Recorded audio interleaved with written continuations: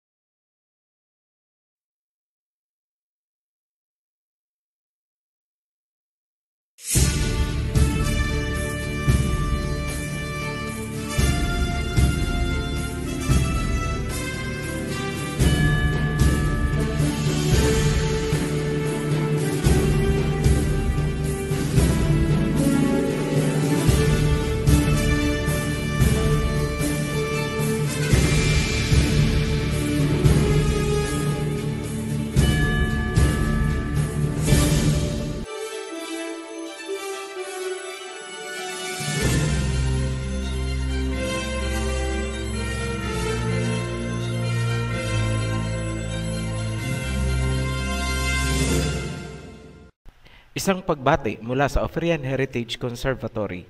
Ito ang pagsisimula ng World Territories na inilatag ni Noah matapos ang baha.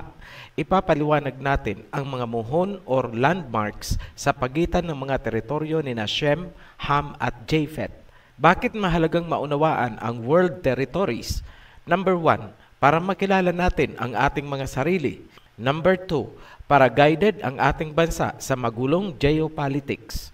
Number 3, para alam natin kung saan tayo dapat lumugar sa biblical at geopolitical issues. Ang mga prophecy ay events, mga pangyayari, ibig sabihin, mahalaga ang lokasyon at territorial boundaries. Hindi mo pwedeng talakayin ang isang pangyayari kung hindi mo alam ang mga location. That is extreme foolishness. Sa Tagalog, katangahan. Halimbawa na lang natin ang Gog at Magog. Paano mo malalaman sino si Gog, sino si Magog sa kasalukuyang panahon kung hindi mo alam ang family tree ni Noah at ang kanilang mga territory? Basta ka na lang magtuturo sa China kasi may dragon, sa Russia kasi katunog na hermeneutics. Extreme idiocy po yan. Para hindi masayang ang inyong oras, habang kami ay naghahanda para sa World Territories, siguraduhin yung napanood at naunawaan ang Rivers of Genesis series. Critical po yan sa territorial boundaries. Kapag nilaktawan nyo ang Rivers of Genesis, wala na. You lost your trail.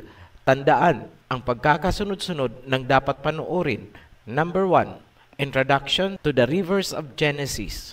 Number 2, Gihon. Number 3, Parat. Number 4, Hiddekel.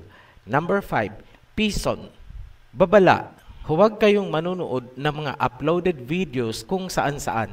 Wala po kaming Facebook account at ingat po sa mga impostor na ginagamit ang Oferian Heritage Conservatory. Manood lamang direkta sa ating YouTube channel dahil maraming chap-chap videos ang naglipana sa labas kung saan inalis na nila ang mahahalagang bahagi kung ito ay sumasalungat sa gusto nilang doktrina. Mahalaga ring tandaan, ang mga videos ng OHC ay para lamang sa mga seryosong gustong matuto. Magpapauna na kami. Mabusisi ang talakayan sa World Territory Series. Kailangan ninyo ng focus at pagiging open-minded. Sa mga matagal nang naghihintay ng World Territories, pasensya na kung ngayon lang ito nasimulan. May hinintay kasi tayong impormasyon. Yan ay kung nasaan ang Land of Eden at ang totoong Mount Zion. Lahat po yan ay critical locations. Nag-pop up na ang Land of Eden noong May 8, 2020, eksaktong 11:11 ng gabi. Kaya masisimulan na natin ang World Territories. Yan po ang hinihintay nating hudyat. Isa na lang ang hinihintay natin, ang ma-reveal ang totoong Mount Zion. Ngayon, bilang pauna para sa World Territories, ang video na ito ay mahahati sa dalawang sections. Ang first section o section 1 ay tungkol sa Jubilees bilang reference. Alam namin, ito ang intriga ng mga ignoranting mangmang na gustong i-discredit ang ating presentation. Kaya ito ang unang preparation. Bakit Jubilees ang ginamit natin? Ang Book of Jubilees ang nag-iisang libro kung saan matatagpuan ang mahalagang detalye ng world territories ayon sa pagkakahati ni Noah. Ngunit, tandaan, hindi si Noah ang sumulat ng Book of Jubilees. Ang nilalaman ng Jubilees ay ayon sa revelations kay Moses. Ngunit, hindi rin sinabing si Moses mismo ang nagsulat ng Jubilees. Kumbaga, ang ideas or nilalaman lang ang nagmumula kay Moses. Ang tanging surviving manuscript ng Jubilees ay ang Ethiopian GS text na tinatayang mula sa 15th century. Maraming nag-criticize sa amin noon. Bakit daw hindi namin ginamit ang Jubilees sa family tree ni Adam under creation series? Pero ginamit namin sa world territories. Yan ang lilinawin namin ngayon. Tandaan nyo na ang nilalaman ng Jubilees ay galing kay Moses. Ano si Moses? Hebrew Shemite. Therefore, ang original Jubilees ay Hebrew. Tandaan nyo yan. Hebrew po ang Jubilees. Ngayon, repasohin natin ang pinagdaanan or history ng English Book of Jubilees na hawak natin ngayon. Ayon sa Britannica Encyclopedia, ang Hebrew Jubilees ay unang isinalin sa Greek at mula sa Greek, isinalin ito sa Ethiopian. Tanging ang Ethiopian version lamang ang nag-survive na kompleto. Year 1895, unang isinalin ang Jubilees sa English ni Robert Henry Charles. Yan ang Jubilees na hawak natin ngayon. Galing sa Ethiopian GS text dahil sa panahong yun, hindi pa natatagpuan ang original Hebrew. Tanging ang Ethiopian version lamang ang buo na pwede niyang pagkunan. Year 1947, natagpuan sa Qumran Caves ang Hebrew version ng Book of Jubilees kasabay ng Dead Sea Scrolls. Ayon sa Wikipedia, ito na ang pinakamalaki at pinakamaraming manuscripts, pangalawa sa Psalms. Note, ang Psalms ay may 150 chapters. Walang impormasyon na ang Hebrew Jubilees na natagpuan sa Qumran Cave noong 1947 ay isinalin din sa English. Lumalabas na ang Jubilees na meron tayo ngayon ay yung isinalin pa ni Robert Charles noong 1895. Hindi yan direktang galing sa Hebrew Jubilees. Sa aming paghahanap ng information, ito ang aming natagpuan. Ayon kay James Van der Kam, isang European-American Bible scholar, hindi daw accurate ang Hebrew version kumpara sa GS text ng mga Ethiopians. Yan ang nakikita naming idinadahilan ng mga scholars, kaya hindi na isinalin sa English ang Hebrew version ng Jubilees. So lumalabas na ang hawak talaga natin ngayon ay dumaan na sa kamay ng mga Greeks at naisalin sa Ethiopian at yun daw ang mas accurate kesa sa Hebrew version. Red flag po sa amin yan. Something is wrong. Papaanong magiging mas accurate ang Ethiopian version na galing na sa mga Greeks kumpara sa original Hebrew version? Ngayon, itong mga ignorante na puro pag-criticize ang ginagawa ay walang alam na dalawa ang ancient version ng Jubilees, isang pure Hebrew at isang Ethiopian GS text na isinalin mula sa Greek version. So bakit namin pinagdududahan ang authenticity ng kasalukuyang Ethiopian Jubilees? Number 1, dalawang salina ang pinagmulan, Greek tapos Ethiopian, then to English. Number 2, may history ang mga Greeks sa pagmanipula ng mga translations, gaya ng pagpapalit ng tunay na pangalan ng Ama at ng Mesaya sa Biblia. Number 3, ang family tree ni Adam sa Jubilees ay in conflict sa nilalaman ng Genesis. Ito ang punto ng OHC. Napakadaling sabihin ng mga scholars na inaccurate ang Hebrew version, pero hindi ka panipaniwala dahil si Moses na pinanggalingan ng totoong Jubilees ay Hebrew Shemite. It is logical to think na may nakita sila sa Hebrew version na hindi kanais-nais o hindi favorable sa kanila, kaya mas mabuti pang huwag na lang isalin. At ang pananatilihin na lang ay ang version ng mga Greek na isinalin sa Ethiopian. Walang pinagbago, dating gawi. Ngayon, alam nyo na bakit hindi namin ginamit ang Jubilees sa family tree ni Adam. We stick to Genesis. Ngayon, bakit naman ginamit natin sa territorial boundaries? Sagot, dahil madali ma-verify kung tama ang nilalaman na andyan ang world map, archaeology, history, at kung ano-ano pang sciences na pwede mong gamitin para ma-validate ang nilalaman ng information. Bakit hindi kasama ang Jubilees sa Biblia? Sagot, ang Jubilees ay isa sa mga librong hindi isinama ng Sanhedrin noong pinakanonize ang Biblia. Yan ang brief history bakit hindi kasama ang Book of Jubilees sa Biblia. Ngayon, dumako tayo sa section 2. Orientation, spherical versus flat earth. Yan ang section 2. May dalawang model ng earth na nagbabanggaan at nakakaapekto sa pagtatalakay natin ng world territories. Yan ang flat earth versus spherical earth. Ano ang gagamitin namin at bakit namin ito ginusto? Ano ang nire-reject namin at bakit namin ito inayawan?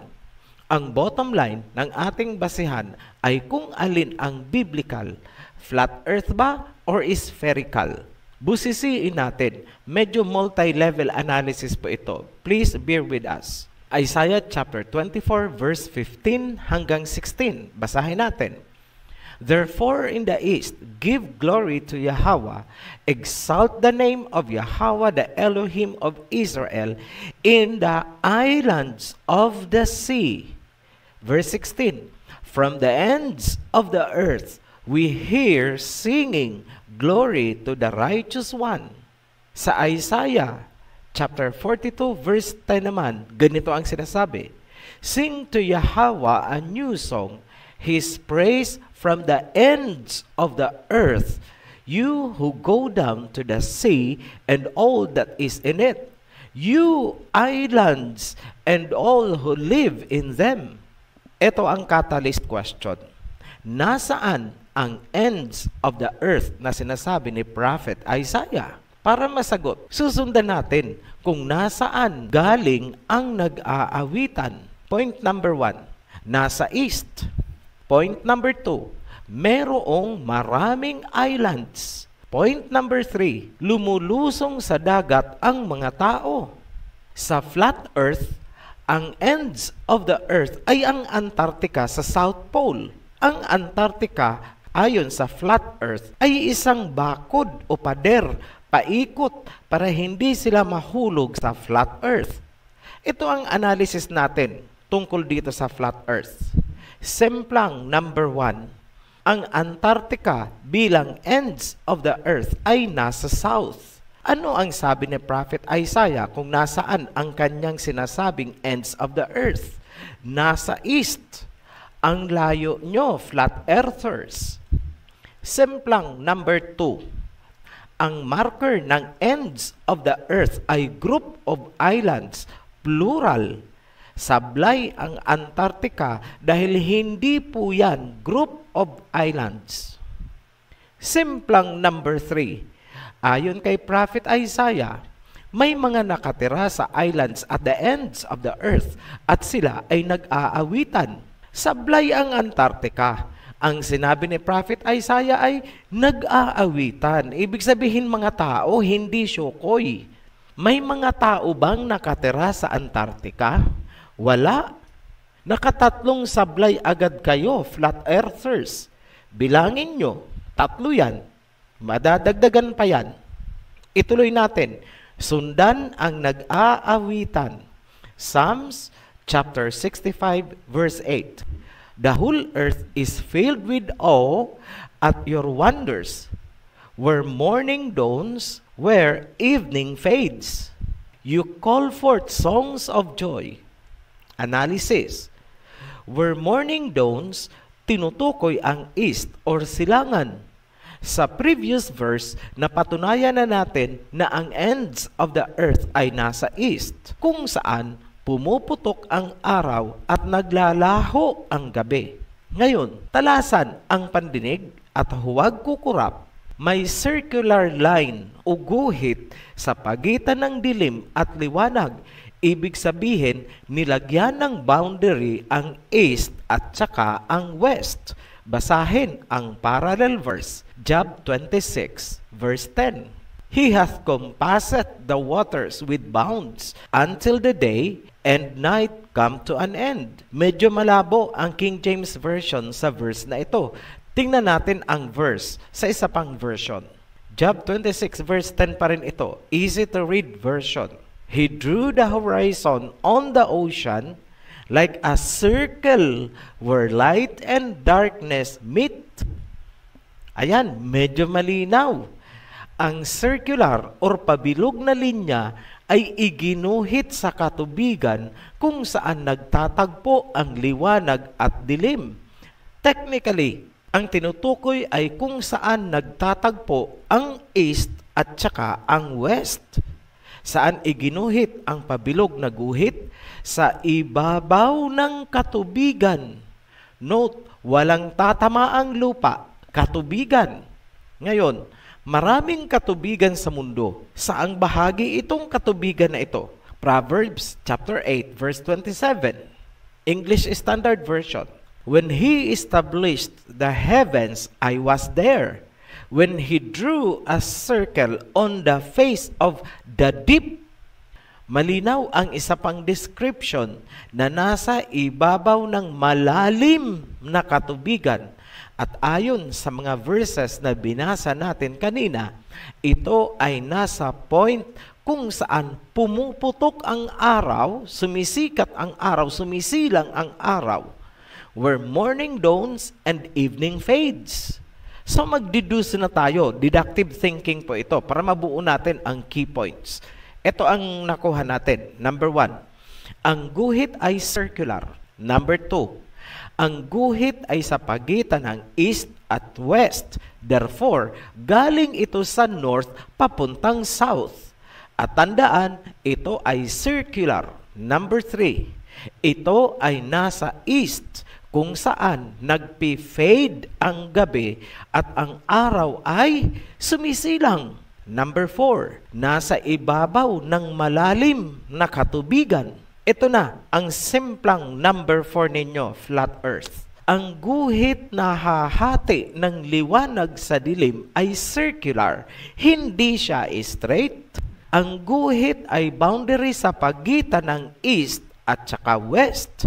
Ibig sabihin, ang linya ay magmumula sa north papuntang south dahil hindi mo mahahati ang mundo into east and west kung ang linya ay hindi manggagaling sa north papuntang south. Malinaw po ba? Sige, simulan nyo nang maghanap ng guguhitan nyong katubigan sa flat earth ninyo. Circular po yan na manggagaling sa north to south. Yan ang pang-apat nyong tumbling. Sa pang-5, mag-i-split kayo at sabay untog ng ulo pagdating sa pang-6. Ito na ang simplang number 5. Ang guhit ay dapat nasa malalim na katubigan. Saan yan sa flat earth ninyo? Nasaan yang malalim na katubigan? Tumbling ulit, sabay split. Ito na ang pang-6. Umpog ulo kayo dito. Simplang number 6. Job 26, verse 7. He stretcheth out the north over the empty place, and hangeth the earth upon nothing. Hinatak niya ang north papunta sa empty place. Meaning, hinatak papunta sa empty space. Hindi nyo pwedeng hatakin ang north papunta lang sa gitna dahil hindi naman empty ang gitna ng flat earth. Maliban na lang kung bubutasan nyo sa gitna. Walang ibang paghahatakan ng north kundi pataas. hindi papunta sa gilid dahil hindi naman sinabing, He stretches the north to the south para pagilid ang hatak ninyo. Ang sinabi ay, to the empty place. Ang tanging empty place na pwedeng paghilahan ng north ay pataas sa space dahil yun lang ang empty. Nakakaintindi kayo? Ano ang kinalabasan noong hinatek ang north pataas? Globe. Naiintindihan nyo ba ang binabasa nyo? Dahil naging spherical or pabilog ang mundo, kaya maiguguhit nyo na ngayon ang circular, yung boundary mula sa north papuntang south upang hatiin ang mundo into east and west. Hindi nyo yan magagawa sa flat earth. Hala, tumbling ulit, sabay split, untog ang ulo. Ngayon, magre-retaliate kayo sa amin? Reres ba kayo? Ang galing mo, Ophirian, mambati ko, sobra kang mang-asar. Aber, ikaw nga, nasaan yung guhit na sinasabi mo? Meron po, merong guhit. Complied ang mga requirements and specifications mula sa iba't ibang bahagi ng Biblia.